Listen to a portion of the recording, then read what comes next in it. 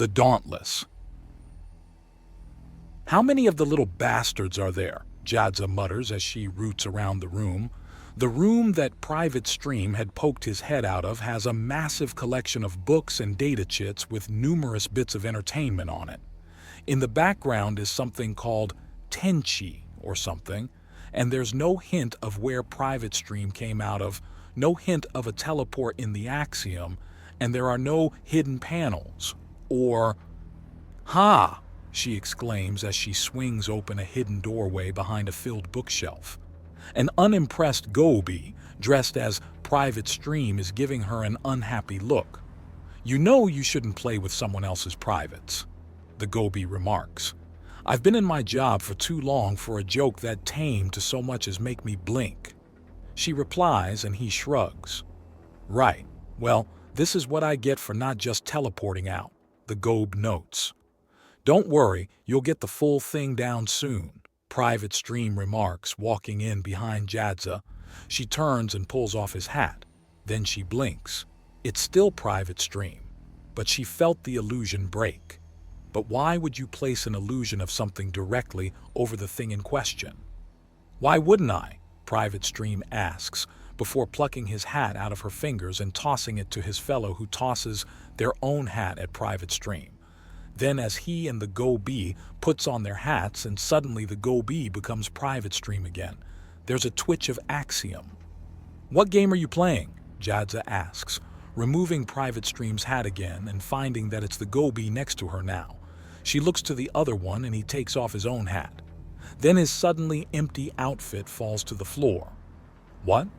"Apparently, showmanship is one of the biggest parts of this," the Gobi notes, as he takes his hat back and slips it on. "I'm starting to believe it. Are you allowed to explain any of this to me?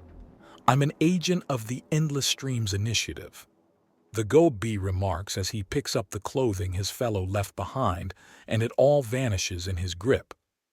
"Am I going to have to keep prompting things?" "No, but I'm waiting for confirmation on what I'm allowed and not allowed to say," the Gobi says as he puts the hat back on. The Endless Streams Initiative has been set up to try and counter and surpass the issue that the most effective, well-informed, and experienced member of undaunted intelligence is returning to retirement soon. In order to keep up with a living legend, you need to make a legend all your own. Hence, a small army of identical, interchangeable, low-profile agents. Each one of us has a handler that not only supplies information and orders, but maintains the small chamber that allows the more esoteric abilities. Our capacity to up-arm, evacuate, and reinforce in the blink of an eye needs infrastructure after all. And you're allowed to tell me that? You saw him for a moment, right? The one who was identical under the disguise. That's the first. The Endless Streams Initiative is his.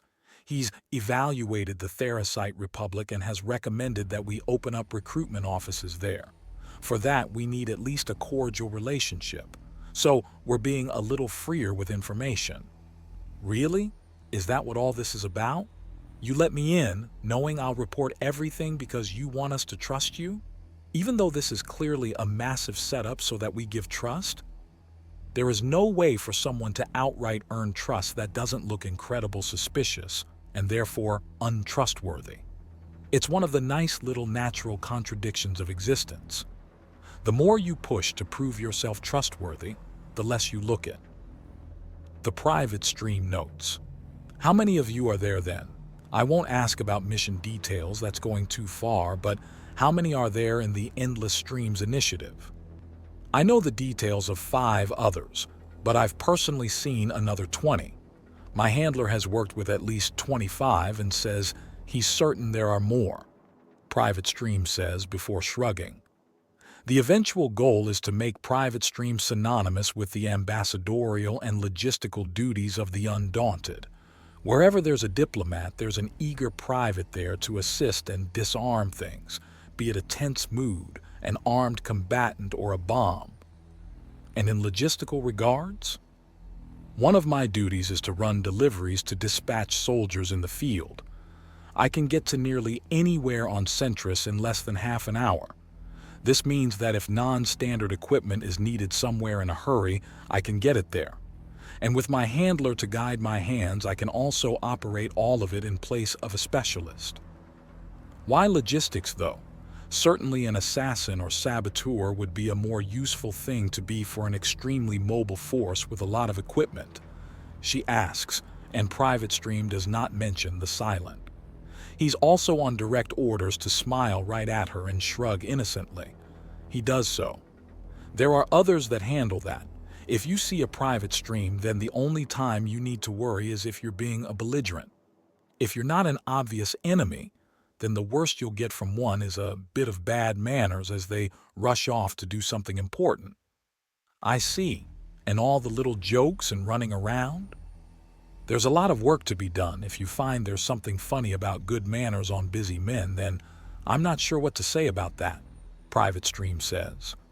One last question, Jadza states. Another answer then. Private Stream chirps out.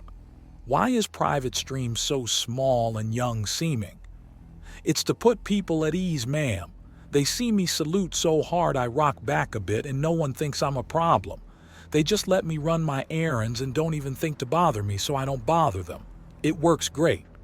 Private Stream calls out before pausing. Oh, and I've got more to do. Excuse me. Wait, one more thing, she says before he can teleport. Last thing. How did you get there in time? You were positioned in just the right way to answer my question and everything. Most areas with Undaunted in them have at least one or two Private Streams around there in case we're needed. I was the one posted here. It's the easiest duty we've got. So that's what he meant by speak and Private Stream will hear you, Jadza states. Yes, ma'am.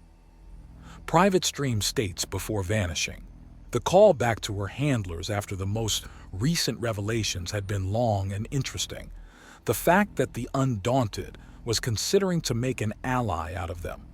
There is an area they want her to take a good hard look at, though. Since she's on the ship and no one minds her being there, they want to take a good hard look at the training the new recruits are undergoing. Things are still somehow not what she was expecting, though. A large hollow chamber used for training is smart, but a gigantic arena as a Tret woman and an Undaunted soldier are squaring up with the recruits all in attendance is just strange. What are we even seeing? Jadza asks. Oh, there's going to be a couple of duels over today and tomorrow. The recruits are going to be learning from observation. She looks like the empty handmaster that challenged you, Jadza notes. It's her mother from what I understand, Modan says even as they find a seat. There's a few more minutes as both combatants wait patiently. Then it just starts and there's a massive boom of sound and a crashing wave of solid air slamming into the audience. The Tret is standing on the chest of the soldier. Get up, Barney boy. Don't let her walk all over you. One of the Undaunted soldiers in the audience screams out. The empty handmaster seems to dance on his chest for a few moments as he tries to grab her ankles, and then he suddenly teleports and seems to hang in midair as he's kicking with both feet. But the empty handmaster is already gone. He's suddenly gone, and there's a flicker of a moment that shows the empty handmaster just tried to slam an elbow into his torso, and then is already gone when the soldier slams down from above with both feet and a crashing noise. If the floor wasn't holographic, it would have been dented or cracked. There's another flicker of the master as he catches the next blow she gives him but is sent skidding back. He suddenly turns and there's a flicker as his own punch is deflected by the rapidly fading image of the empty master. It's like the poor man is fighting the wind, Modan breathes out. Do you know him? Jadza asks Modan. Give me a moment. They said Barney it, right. He is Specialist Cenk Barnabas, often on loan to a nearby police precinct. He is one of the first Undaunted to actually combat an empty handmaster, and while she won, she was also intrigued. She's been testing him ever since. Also, I think there was an attempt to maybe adopt, marry, or kill him. I'm not really sure which. I don't get it, Jadza says, and Modan shrugs. Some people have different cultures. No, not that. I don't get why he's having a hard time. Empty hand masters use physical enhancement almost exclusively. With how esoteric and unusual the Axiom effects I've personally seen you, Undaunted, use, he should have a much easier time. Not every Undaunted is an adept, but don't look down on physical enhancement. The empty hand may use it exclusively. Modan notes even as the fight accelerates and it turns into a massive series of blurring after images that show that Cenk is on the offense but unable to so much as touch his opponent, who's always just barely out of reach. But you can't look at that and tell me that it's not more than enough for just about anything. As he finishes saying that, Cenk is knocked back into normal speed and skids as he rolls to the edge of the arena. You've gotten faster, but you're still not completely able to inure yourself against the ravages of an atmosphere when moving at those speeds. You have, however, learned the trick to avoid causing massive detonations as you do so you're close. Kylon notes as Cenk peels himself off the floor. The man rolls his neck with obvious cracks. Right. Anyways, trainees, this is your lesson. Sometimes you'll face someone you can't beat. Sometimes you'll end up beaten and in a lot of pain. But if you've got a job to do, then you gotta go and get some more. Because it's not about winning, it's about doing your job, Cenk says as he starts heading up to Kylan. More. Really? You're as much a bruise as a person at this point. Are you certain you can take more? She asks. And then there's a blast of wind as she's suddenly blocking his fist with her forearms. Her smile is downright proud. That's a yes. Despite her clearly pleased demeanor, her response is a kick too fast to be seen that sends Cenk up with a spray of spit and small traces of his lunch coming back up for the world to see. He somehow lands on his feet and staggers back before rallying himself. I broke 2 ribs, she states. I got 22 more. He snarls and she blurs right at him. He turns just in time to catch her next kick in his palm. But her arm comes around and there's a brutal blow to his chest.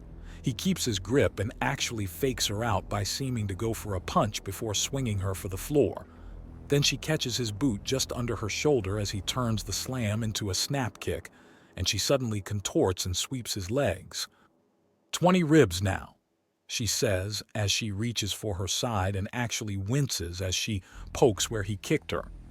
That actually hurt. You're learning fast. There's no hiding how pleased she is when he stands up again. 4 ribs broken, kicked so hard in the gut he lost part of his lunch, a full body bruise, sliding into a ready position. Cenk wants more. That's enough, Kylon states. I'm not done. Like you said, 20 left. This is to teach you and them, Kylon says, pointing first to Cenk, then the trainees in the crowd. Not kill you in front of them. I'm not dead yet, Cenk states. No, but the lesson is over. I forfeit. Now get to medical. But don't make me knock you out to do this. Concussions do not help with retention. Although I do expect an even better showing next time. Or perhaps when that adept in the audience has his turn with my little Melan. Kylon says, turning her gaze right towards Modan. Could you please not phrase it in such a dirty-sounding way? Modan requests, and there's some laughter. So you're saying you don't want to pin me down to the ground and have your way with me? Melan teases from behind Jadza and Modan. Are you trying to fight with me or flirt with me? Can it be both? Melan asks as Barnabas is helped off the arena floor and the shift in the hologram has it suddenly clean, although that's likely going to be a pain to clean later. Well, at least you're not interrupting a date this time, Jadza notes somewhat sourly. Wait, you're not on a date? Melan asks. Can we fight now then? I've done some asking around and you're not just a fully trained Undaunted, but an adept as well. I want to see what that means.